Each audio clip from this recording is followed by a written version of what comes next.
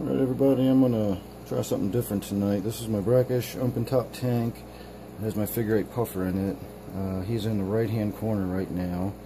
I don't know if he's showing up on the camera. I've got the camera on a stand, so I'm going to try to feed him some snails with my forceps. He usually knows what these are and comes right over to it. And you'll get a look at him snatching one of these snails up.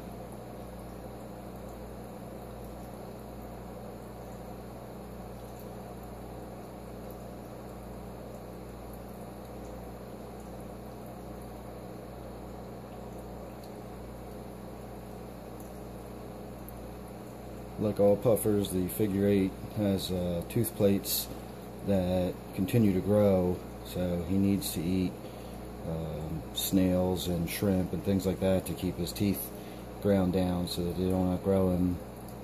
He would starve to death. So he's a really picky eater. People have told me about they can get theirs eating pellets and flakes and stuff. I have not gotten him to eat anything other than bloodworms, snails and krill or shrimp, but the snails are by far his favorite, and as soon as he sees them come in the tank, he pretty much comes right for them, unless of course he knows I'm filming and saying that, and then he makes a liar out of me.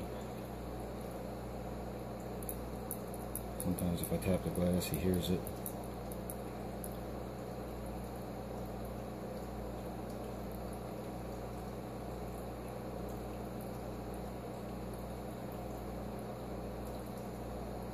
While we're waiting to see if he comes back, I'll go ahead and throw a little bit of flake food in the top, and you will get to see, oh, there's a figure 8. Let's see if he comes back out.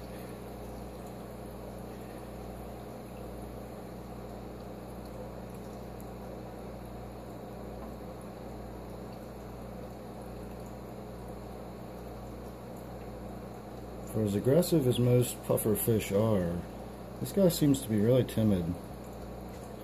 I'll admit I do have a lot of fish in the tank, but at first I was actually worried about whether or not he would kill the other fish. I know even little Malabar dwarf puffers that I used to have, you pretty much had to keep them in a species tank or they would kill much larger fish, just nipping them to death, little tiny piece at a time. Now the snail's actually attached to my forceps here. Let's see if I can drop it right on the puffer. Nope, it's going to float.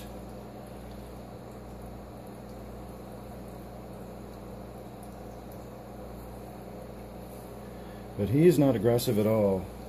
Quite the contrary. You can see he tends to go to ground. Oh, if you look right here, you will actually see in this cave right below my forceps there's a little ghost shrimp or a glass shrimp.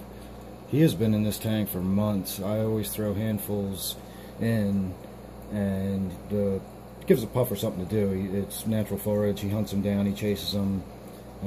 But there's one or two in here that have gotten quite big that have just sort of, they're clever enough that they've avoided him. So they're kind of part of the tank now. It's interesting to see them in there. But I'm going to go ahead and get some flake food.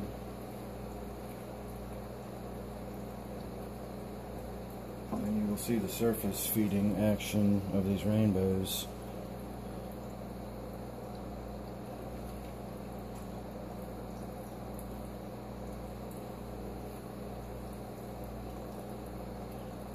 And then of course the other fish I have in here that are interesting and unusual fish is my gobies. I have 2 bumblebee gobies and then 1 leopard bumblebee. The one goby is right here, and then the other one is right there.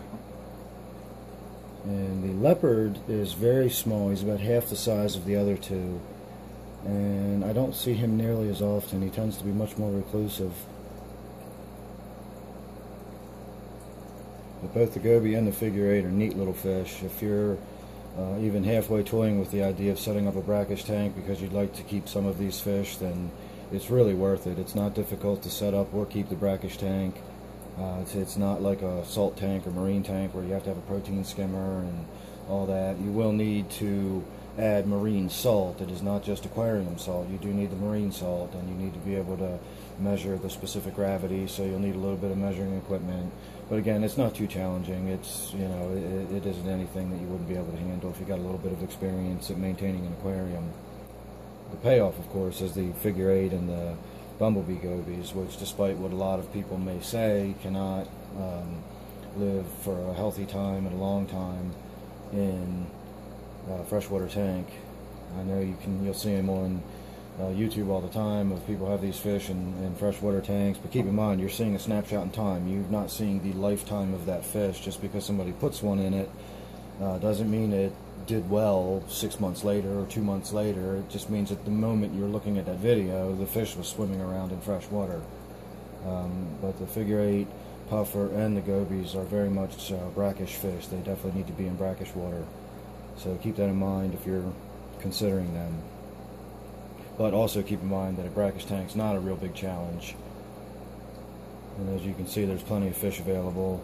Lots of color. You can put plenty of plants in a brackish tank if you know what you're doing, you know where to look. So it's an odd little niche. Not a lot of people seem to do brackish tanks, but I like challenges and I like interesting different things. Most of my tanks have some sort of oddball, something or other in it somewhere. So this whole tank is pretty much an oddball tank. That was just a little look at the puffer feeding, and I have some swordtails. I have a Twinbar Platy, got a Siler Molly, I have a black and orange Variatus, and then I have 2 Madagascan Rainbowfish. The larger, brighter one is the male, and then the smaller one just above him is the female. And you may think I'm crazy for having rainbowfish in an open top tank. But there's actually a story behind those rainbow fish, and I'll tell that some other time. But for now, that was just a look at my brackish tank. I hope you enjoyed it. Please subscribe if you like these kind of videos. You're welcome to give me any comments, suggestions, recommendations. And as always, I thank you for watching.